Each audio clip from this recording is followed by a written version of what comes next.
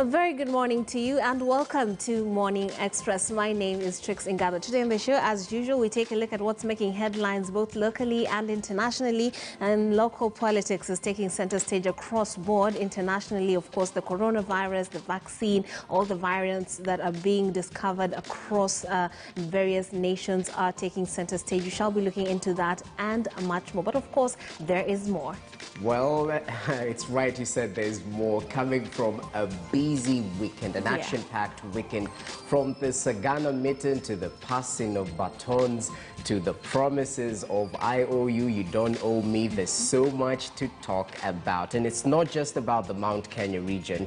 Western region is also taking cue. They have a meeting on the 8th of February. We'll try and discuss what might be on the agenda, even as they continue pushing the BBI, or rather the Constitutional Amendment Bill. Welcome to the show. This is Morning Express. I'm Jesse Rogers. Indeed, and I do hear there is also plans at the coast to have a political front, a united political front. We'll have that discussion and much more right here on the show. And of course, a sports chat also is ready for you, and we shall have Robin Toskin bring you the very latest in the sports sector. But let's kick this off with a press review where we take a look at what's making headlines internationally, and we start off with the Daily Monitor. This morning we're told security to arrest people threatening to shut down Uganda, and this is according to the officials. They're announcing that, and you know this comes from hot on the heels of a very hotly contested election. And then we had that violence that happened. The security forces were quite high-handed when it came to cracking down on dissent and alternative political ideologies. So take a look at that and see the fallout, and get to look also at what is going on in terms of the tally when it comes to the coronavirus. Next, this is the Citizen.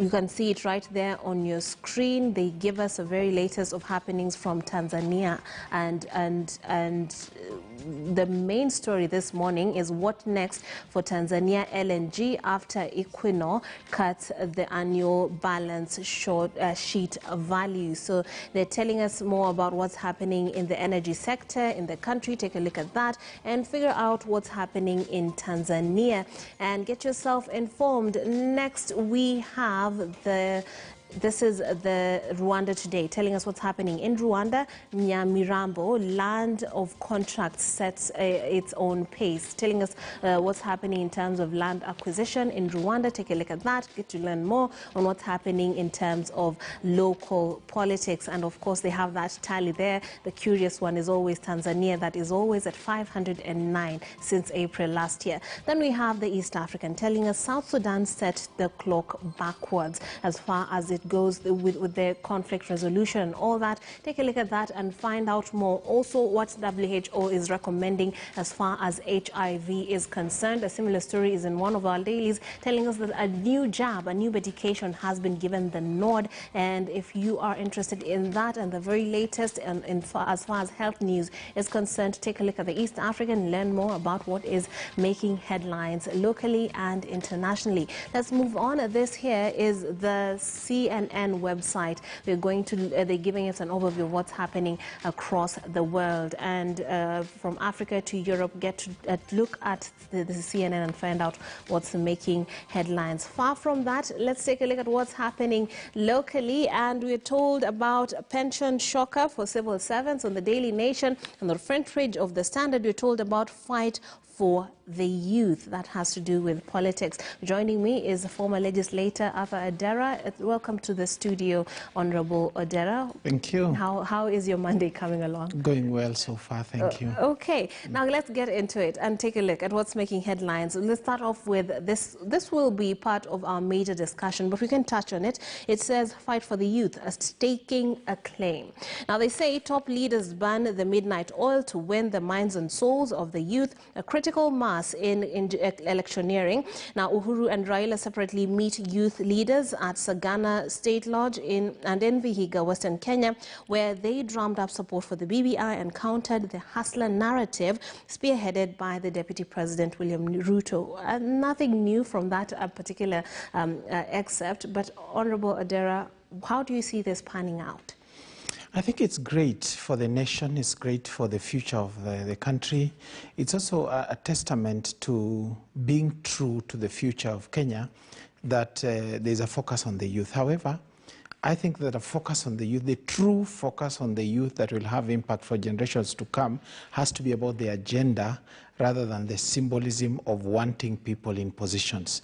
And I think the youth themselves needs to come to terms with the reality of that if you have an agenda that is focused on the youth in terms of deliverables, in terms of bringing the youth matters to the budgetary level and bringing youth matters to policy, to legislative, and therefore implementation of programs that promote the youth, promote youth enterprise, promote youth in terms of education, and make sure that youth get integrated into society in a way that enables them to, over time, take over leadership. I think that I would clap for that, rather than the symbolism that is usually practiced in terms of when you have a position. For example, we have in government now Mr. Zach Kinuthia.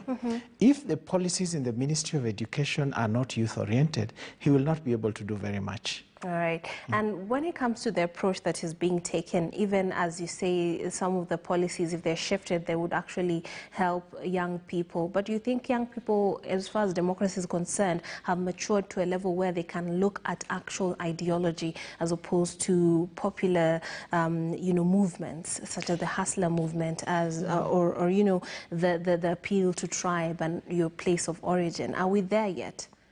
No, we are not, because young people grow up around an environment that teaches them what they end up learning. And it is not just Kenya, by the way. Look at Uganda, look at even the US. The US democracy is more than 200 years old. But the raw emotions that accompanied the election of Trump to be president in 2016, the raw emotions that ended up into incidents of racism, all manner of discrimination, the youth, this is what the youth see. This is the context in which they grow up. This is the socialization that they are brought up to see and to believe that this is the way to live life. So if we wanted the youth to follow a certain direction, we have to set the example. We have to set the example at the leadership level, and let's say leadership at all levels of leadership have to set the example so that the youth grow up into a society that has values, that are meaningful values, and have certain norms that promote respect for others, healthy competition, and a culture, a work ethic that enables us to build a society where anybody who is willing to try can achieve something. Okay, and if you want to learn more about the latest and what concerns the youth in politics, let's take a look at page 6. We were told leaders leave nothing to chance as scramble for youth vote hots up. So take a look at that. The president is pictured there at the church kneeling down. But then still in politics, Raila are not a part of the Jubilee government's mess. That's what the former premier is saying here. ODM does not have a single cabinet secretary slot or a top position in the Jubilee government where policies are formulated, but it is the DP who is expected to advise the head of state. What kind of advisor is he? That's a very loaded question. And on the flip side, we're having on the front page of the Daily Nation, that's the deputy president saying, I am defending the Jubilee track record from whichever place because we were elected jointly as President Kenyatta and have that debt to pay. What do you make of this? These two gentlemen are both in a difficult place. Yeah. William Ruto wants to say that I can do better than this. But he cannot say it outright because he's the deputy president. And he has tried very hard not to antagonize the president directly. He has tried very hard at some point in the past to even make things look normal within the Jubilee party and within government. I think the desire was not to antagonize the president and not to disrespect the president. And he's done a lot, he's said a lot of things towards that end. Raila Odinga, on the other hand, wants to hit William Ruto and hit him hard. Yet, these two are joined at the hip. William Ruto is the deputy president to Uhuru Kenyatta. In fact, in terms of articulating government policy, there is an argument that William Ruto has probably done more in terms of coming out and articulating government policy than the president himself has. William Ruto has had more appearances in public, especially between 2013 and 18. Indeed. He has said more things. He has made more promises. He has listened to more people making requests of what they want from government. And therefore, he's been, to a large extent, the face of government. Now, how do you extricate him from the president in terms of what the president, in fact, in terms of what Jubilee has achieved and not achieved? Right. It is almost impossible. And therefore, the lines are beginning to fall flat, if you ask me. Would you say the same for the ODM leader, because he's also tied to the hip to the president, but at the same time he has to remove himself from perhaps the failures of the current regime? He has an argument. He has an argument that the cooperation he entered into with President Uhuru Kenyatta in 2018 was a lot about bringing the future to the fore, about BBI, essentially. Yeah. He's not involved in government. He may be involved in influencing things in the background, but you know, he can hide. Structurally, formally, he is not in government. He is right. He's an opposition leader. Yeah. And that is a credible argument. He can say, listen, you know, cooperation does not mean I'm included in government. I have not appointed any ministers. William Ruto has. I mean, he recommended names that were ended up appointed. We know that for a fact. And he's been involved in a lot of things that happen in government. Raila doesn't have a government office. He may enjoy government security, but he has a credible argument to say I'm not part of government. Yeah, so even though, being the shrewd political animal that he is, he may as well be celebrating quietly that Jubilee has not achieved all the things it promised to achieve, because it puts him in a place where he can say, you know what, I can do better. Yeah, so he's in a better position than the DP, one would argue. Now, let's shift gears. Expect more of this political debate in the second half of this hour. But we also have news from the education sector. Various stakeholders are reacting to that call for corporal punishments to be brought back. On the front page, it's being teased here as schools' dilemma as teachers reject cane. Now, a dilemma for schools on disciplining of learners, as opinion remains sharply divided on ministry's proposal to reintroduce corporal punishment that was banned way back in 2001. What do you make of this? Some of these kids have never experienced this sort of thing. Do you think it's even wise to be going in this particular direction? The reality, Trix, is that in a lot of schools there is corporal punishment that has been meted out all this while.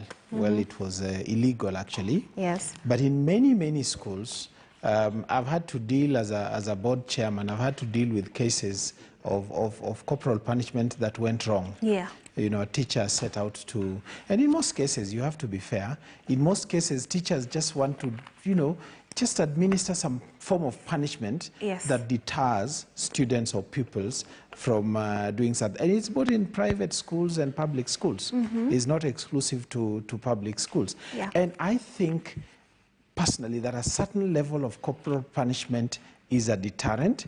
It inflicts a sense of seriousness about the offense that may have been committed. The problem is that you then don't know where to draw the line between administering punishment that is helpful in terms of shaping behavior and going overboard, especially at a time when you see that even students are now meting out violence to the teachers. Students may be carrying weapons or things that ordinarily are for implements that are for use but could easily be turned into weapons. I know a case in one school in Nairobi where one class 5 student held a knife and threatened to kill his colleague. And that such matters that it makes it very dicey.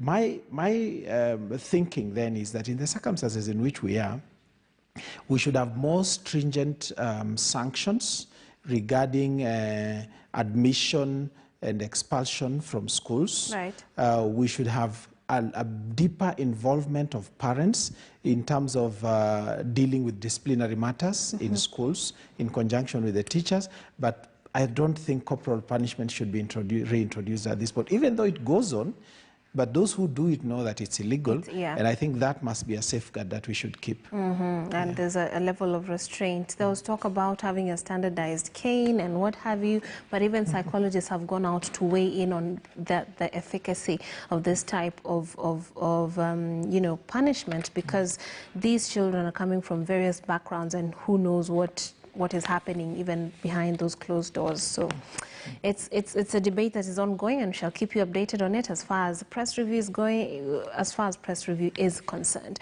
But let's take a look at another issue that has been raised, still about students. We're told about the number of missing kids. Well, since the schools were reopened, it has shot up. On the front page of the Daily Nation, we're told missing children, 120,000 learners in northern Kenya dropped off. More details on page 7. What do you make of that? Northern Kenya particularly is an interesting one. Is it the nomadic habits? Yeah. Have they moved away in search of pasture for their animals? Or have they moved away to a new home that has a better oasis, more reliable oasis or something like that? Or are they in other schools? Could they be in other schools by virtue of migrations? Is it teenage pregnancies? Which is, I mean, Northern Kenya is not known for a lot of teenage pregnancies, but could it be that? I mean, 9 months at home is not a short time.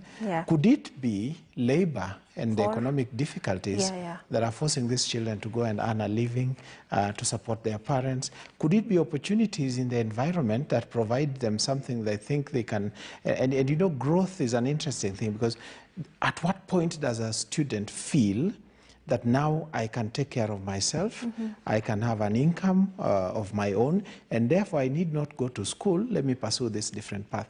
That can happen at any point in their lives, and I know even in primary schools sometimes it does happen. And I know several cases, you know, things like working in farms, you know, sand harvesting, all manner of things that tempt students with little money to think that, you know, I can take care of myself, so I don't need schooling. Could it be that?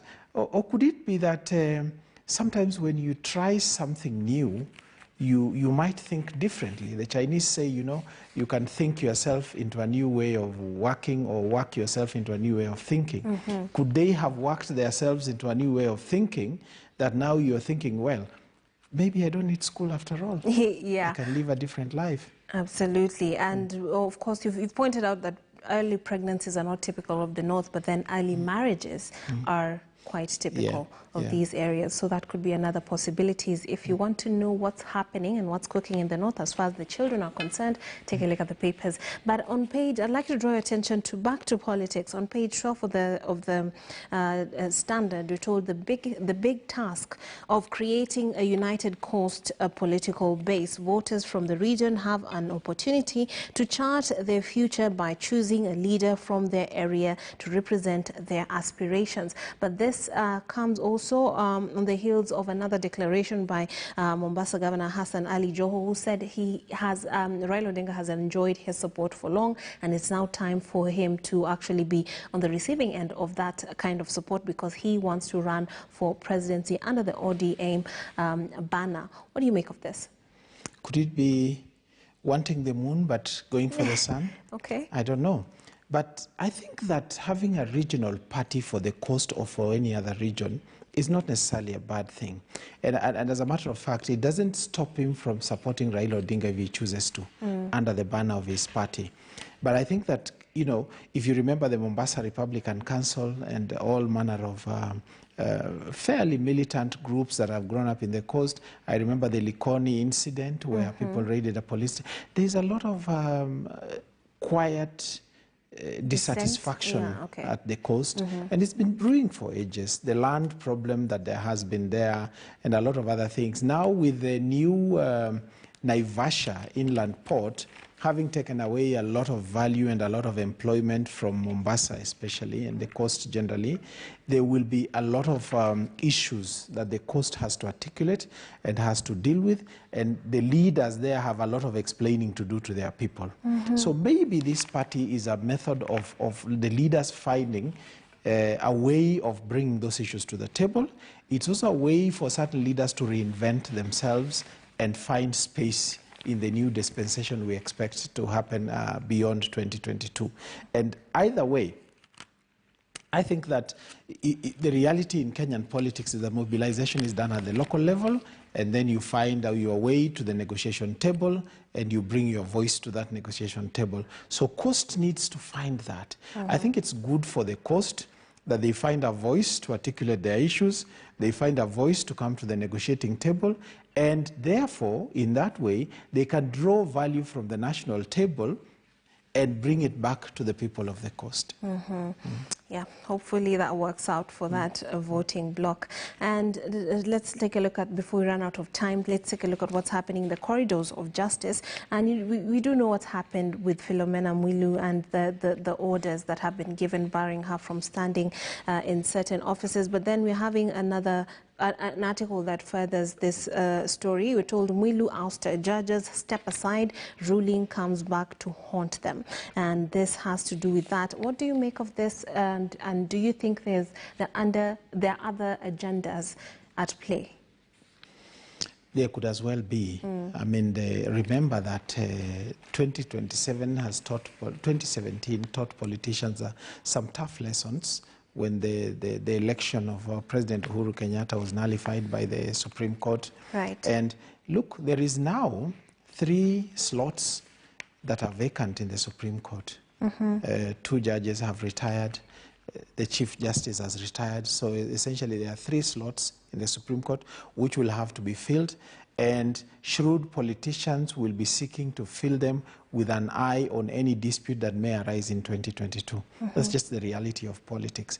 And therefore, there's going to be a scramble for those positions. There's going to be a lot of strategizing and positioning, and there's going to be a desire by different sections to want to have what you would call their people in those positions, people who would look at them favorably if there's a dispute in the 2022 election and whatever other matters that may need to be dealt with thereafter.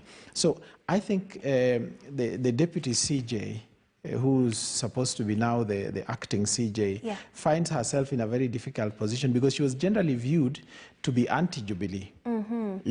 She was popularly deemed to be anti-Jubilee, and she was one of the driving forces, therefore, as that view goes, she was one of the driving forces that brought about that nullification of the election. And the revisit process will go on. But I think it's, as it is now, it's less of the revisit than planning for 2022 and beyond. All right. I was about to suggest that perhaps that speaks to her credit, that she might not be biased in the coming political cases that might emerge. Maybe, maybe not. Okay, let's talk about, we've touched on a lot, but as we conclude, we're told here, Garissa backs constitutional changes. KANU Chairman Gideon Moi lobbies support for the Building Bridges initiative among pastoral communities, saying the ward fund and increase in county allocations will have a positive impact. Do you agree? That would, for sure, that would. I mean, imagine a situation where a ward, I come from a county that has 35 wards. Right. If there's a governor that is supposed to lead the county and has to pay attention to each of those wards, and assuming that you don't have, all the 35 MCAs cannot be vocal enough and cannot be aggressive enough and strategic enough to understand the needs of their wards and bring them to the planning table at the county level. And given that budgeting is a process, is replete with competition, you know, very fierce competition for resources, the ward fund will do a lot of good. You have a much smaller unit, then therefore you can focus much more acutely on the real needs of the people in that ward. And the time, you can imagine that the time between planning and implementation will also be shorter, because you are dealing with a much smaller unit. Your attention is on that unit. The funds are available.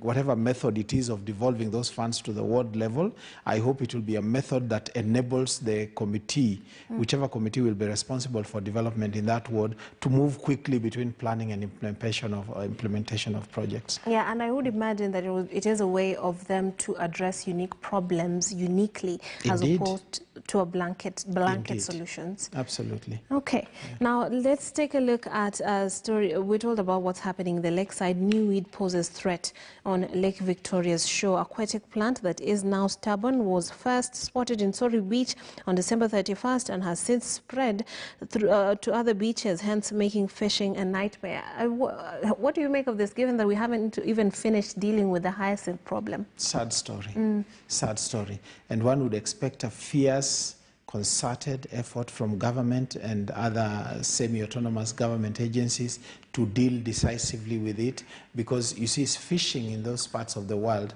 is a lifeline. Yeah. You know, people know fishing, people grow up fishing, and people live on fishing. And you remember that fishing is not just for the fishermen. There is fishing for the fishermen. The fish is brought to the people who do the middlemaning between the fishermen and the markets. You have those people on the markets who live off selling fish, and then you have the consumers. So it's a chain of effects that affect different people along that farm to fork or lake to fork chain of consumption, production, if you like, and consumption of fish. Okay, so take a look at the Standard and find out more about that. And my personal recommendation this morning would be this article from My Health, the insert, or rather the magazine that comes out every Monday. We're told why Kenya is the worst place in Africa to be a nurse. Now, they're giving us details about a new study revealing shocking statistics of physical and sexual violence meted out on nurses. Take a look at the paper, find out what nurses are going through in this country. But on that note, the press review comes to a close. We're going to take a short break. When we come back, the very latest in politics awaits you. Do not go too far.